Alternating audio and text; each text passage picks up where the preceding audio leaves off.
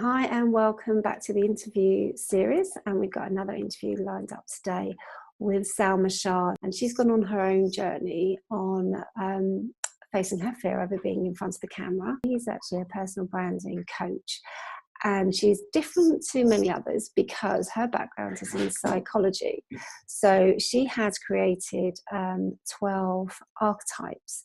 And you can take a quiz and find out what yours is, and then use that information to help you when you're getting in front of the camera and to really embrace the true you, or to work on other parts of your archetype if you want to bring those forward in your personality. So it's really interesting having this chat with Salma, and I hope you enjoy it.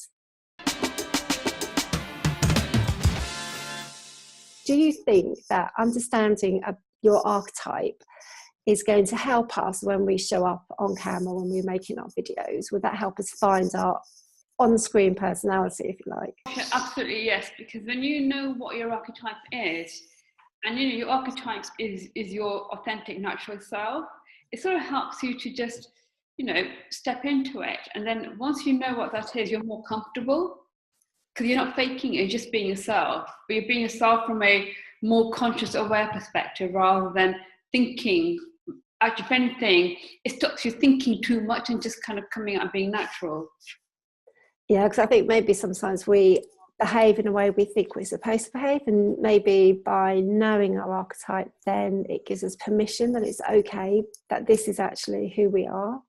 Well, absolutely, because it's in that logically, rationally, we rationalize, what we're doing, what we're going to say, but then this emotional thing kicks in. It's like, oh my God, she's scary. What people are going to say, or even the whole kind of imposter syndrome, what if I get found out? And then we think, okay, I'm going to behave and say and look a certain way. But if that is not who you really are, you're almost going to, people sometimes subconsciously pick up anyway when someone's pretending to be like somebody else. So, it kind of takes away all of that and gets, cuts down to who you really are, and it really, really helps. So tell me a little bit more about what the archetypes are that I might be able to recognise myself in. Okay, so there's actually the theory I work with. I have 12 archetypes, and they include the queen, what I call the ruler. She's very much, in charge and, sitting above everybody. She can be quite detached, but she does take care of her kingdom. So, the archetypal concept of the leader, the CEO in an organization is the queen or the king figure. And then there's one I call the healer. And I'd say someone like Oprah Winfrey is very much the healer. The healer is a teacher, right? It's somebody who wants to share their message, and through their message, they want to heal. Okay. Now, when I say healer, the healer isn't specifically somebody who is hands-on healing or woo-woo. It's just actually, if you think about Oprah, it's not a woo-woo person. She's a very savvy, smart, bit of queen in there as well, businesswoman. But I just do think the message she spreads is one of healing. Then there's the sexy siren. This is, all our archetypal, sexy, glamorous Hollywood women, who ooze that kind of passion, intensity. That is very much a siren. But I actually come across sirens all the day, all day long through work and friends. So some people naturally have this ability to have this kind of inner, intense side to them. Then there's a creative artist. Again, this is somebody who's very much, like the dreamy artist who, has all this great imagination, great ideas. And then there's a maverick. The maverick is your rebel. So I'd say you're, one extreme, you've got someone like Madonna, crazy, rebelling against everything and, constantly changing and doesn't care about what she says and stretches a boundary. But on a day-to-day form, there are people out there who are creating businesses and business personalities who actually do it through causing a tidal wave of conflict, and they say things that they know will stir the pot. And we all should have a little bit of all of these in us, but one will be your main one. And the other one, I guess, is also the jester, the clown. The clown is very clever actually, because and again, some people are naturally very, very funny,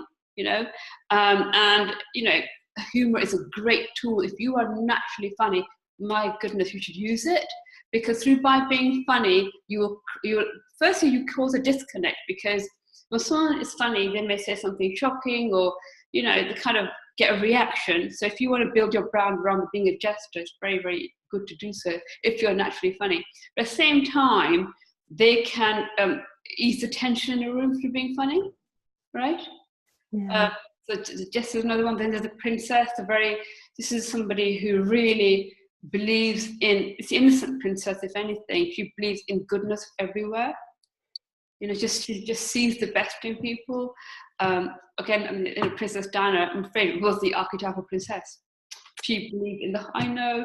And she grew, and I think she was moving towards the archetype, but she was such a typical ingenuine princess. And then there's also the jester from the maverick, the seeker. And I think today's millennial generation is very much the seeker, the desire to go out and explore, have adventure. Now, for some people, the seeker could be active, and the person just cannot sit still. They're always traveling. They just want to explore the world. For me, being a seeker is simply trying on a different color of nail polish. That's me being adventurous. We all have our different degrees. I love that. At my best. So yeah, so just I think we all are unconsciously making other people feel a certain way. And for me, your archetype or your brand is not what it is what you say, it is what you do, but more importantly, it's how you make people feel. Yeah, that's a really interesting distinction. Yeah. And I think that okay, so for example, let's say your archetype is you're a bit of a nurturer and a bit of a maverick. Then how do you actually turn that into your brand of into your sweet spot? How do you put yourself apart from that perspective? And if you know that's what you are, facing the camera becomes really, really easy, because you're coming from a place of real knowing of who you are. So you have just said two of my archetypes there. Did you know that? Was that on purpose? Because yes, I've got those two. So yeah, I do know you are. So well, I've worked with you before. Yes. So which ones do you think you are? Yeah, well, I've got nurture and maverick, both of those, and there's another one I can't quite remember now. That are my main ones. The top ones come quite close together for me. So I know if people watching are going to want to know what they are. So, but you do have a quiz, don't you? So we don't have to leave everyone hanging, wondering what they are. Yeah, absolutely. I've got a free archetype quiz on my website. If you go to salmashah.com, it's there. Just download it, hit the quiz, find out what your archetype is. And what I'll say is that would be the first step to your journey. Right. It will really give you a really good understanding of what you are. And we are, we're not one-dimensional, one archetype person. We have a lot of others, but one will be your main one. And it will give you a starting point. And also, I totally believe this, that, for example, let's say my archetype is a combination of the healer, right? In the sense I want to teach, and I want to help people grow, but through healing themselves, actually. But at the same time, I'm a bit of a mystic. Now, again, there's nothing woo-woo about me at all, although I use my intuition quite a lot. For me, the mystic is all about transformation. I kind of get a buzz from helping people transform through healing themselves, and very much practical, get on with it, and so on. So there'll be several archetypes in play.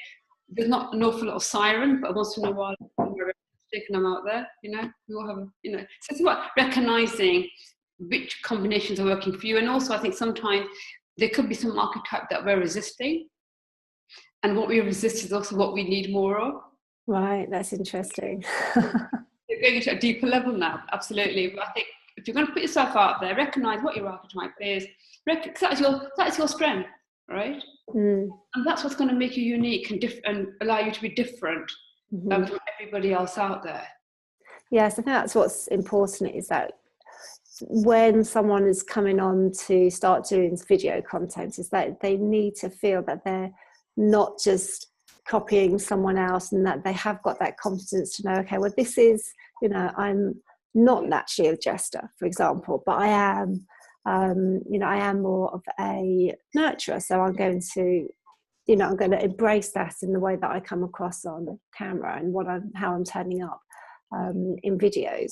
So I think it's interesting then to know that you still got those parts of you, and it might be that you want to maybe embrace one of the others, like the is it the princess that would, oh no, not the princess, what, there's one where it is more of the celebrity, where you are being a little bit more of a star in your own right. To me, that's a siren. If you want to really sexy out there, yeah.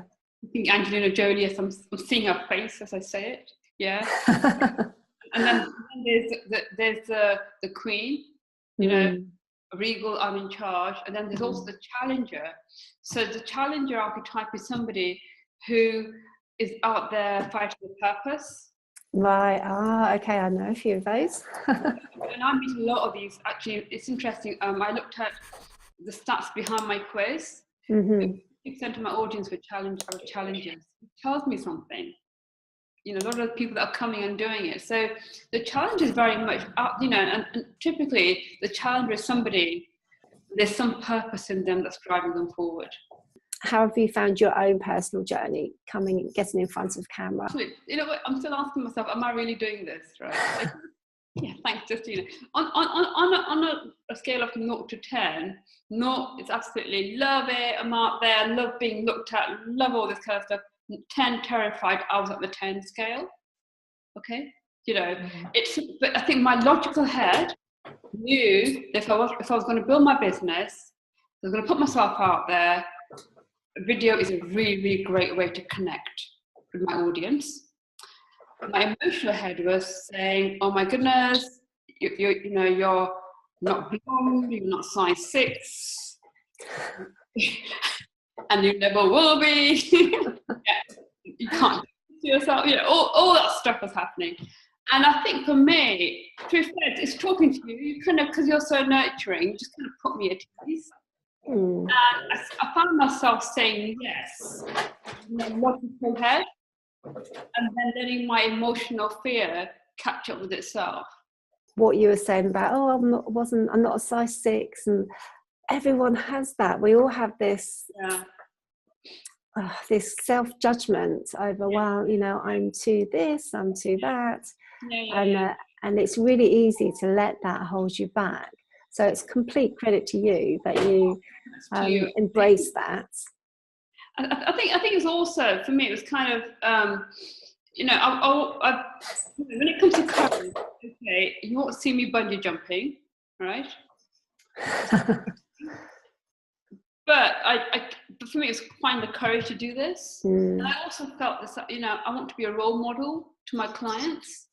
And if I can do it, absolutely anybody can do this. You know, just not my thing. But it's one of those things that once you start doing it, you know, once you've kind of got over the few hurdles around it, your mental hurdles, that is, emotional hurdles, because you just make it really easy. Can't wait to see you next time, actually.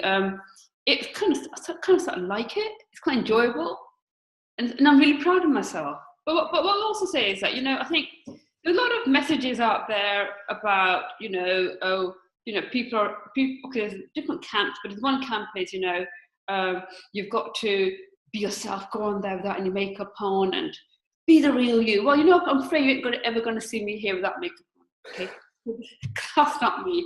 You know, so you know, so I think, so you know, so for me, the kind of fact that, you know, I didn't make some effort with my hair and makeup that day, it actually helped me a lot. And it's not that I'm not being authentic. I would never do it without makeup and get my hair done. That's not me. It's my brand, right? It's not me. But at the same time, at the other end of the scale, there's a whole, you know, pseudo glamour models out there, kind of, you know. And I think actually there's a big space for normal, natural people will actually get more attention. They're less scary, right?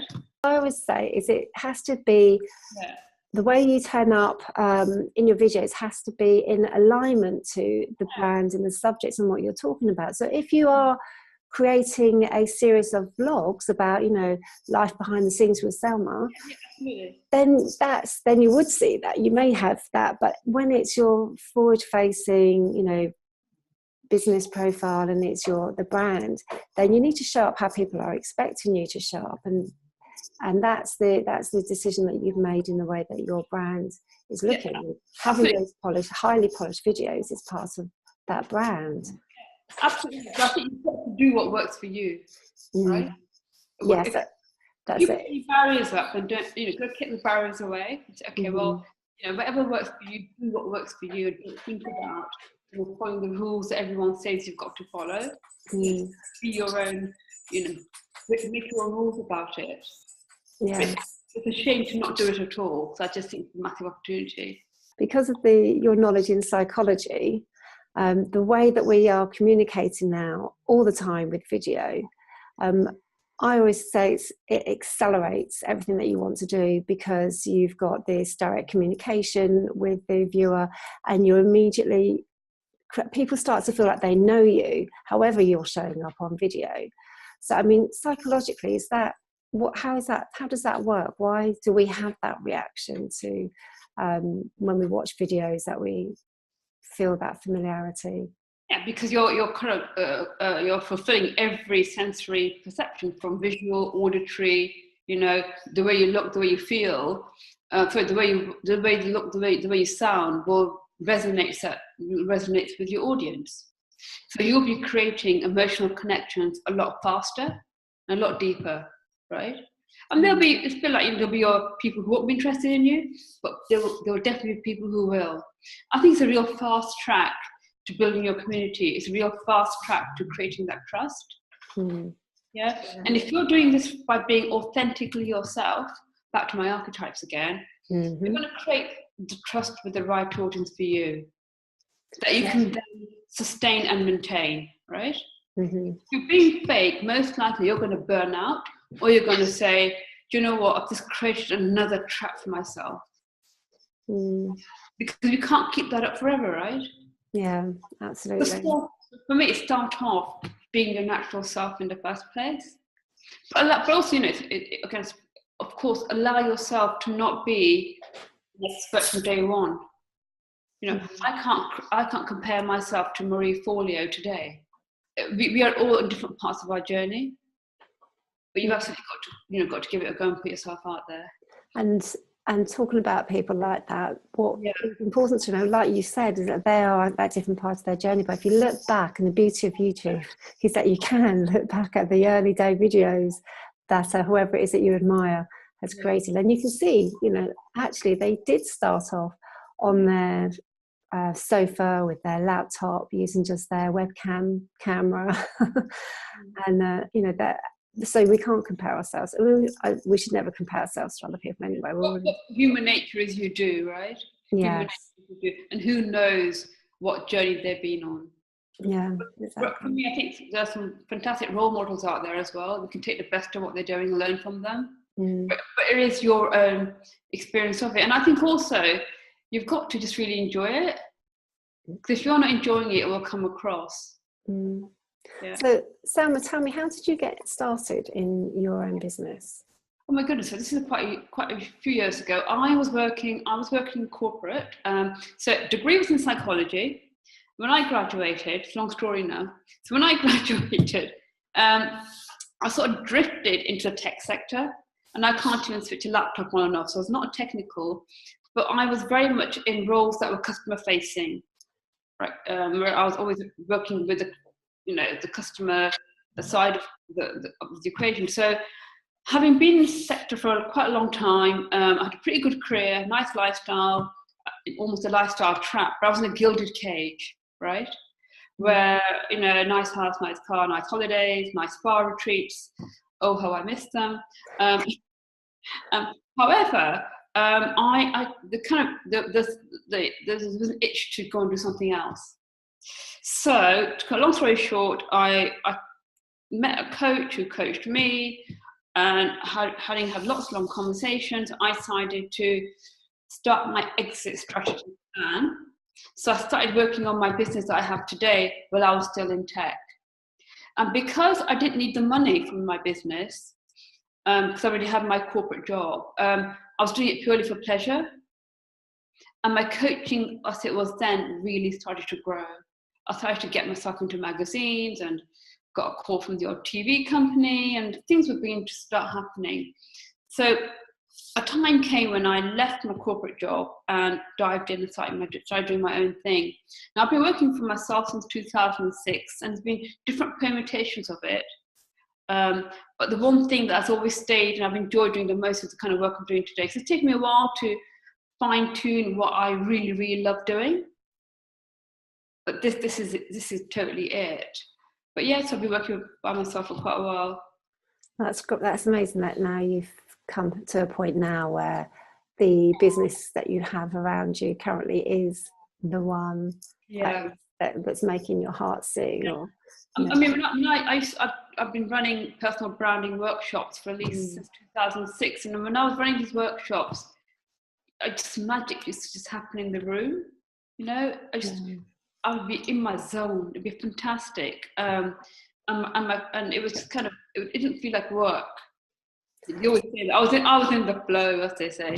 And so I've just, it's taken me a while, but this is what I think I really, really, it's my message. It's what I'm really good at. It's what I enjoy the most. But around it, I've got lots of other bits and pieces I've done as well, which I always pull in, because as a coach, I always say, I'm not a tea and sympathy coach. In that I am a coach, consultant, mentor, and I want to get you to where you want to get to fast. Because if I think I have the answer, rather than spend 6 months navel gazing, I'll just say, you know what? Why don't you just do this now? Yeah, exactly.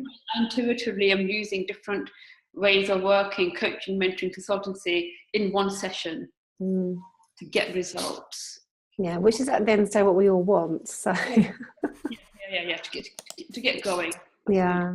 Well, I'm going to make sure all your details are in the description below, and definitely that quiz, because I know that's going to be really exciting for everyone to use. But thank you ever so much. I really appreciate you taking time out of your day to come and chat with us. Thank you.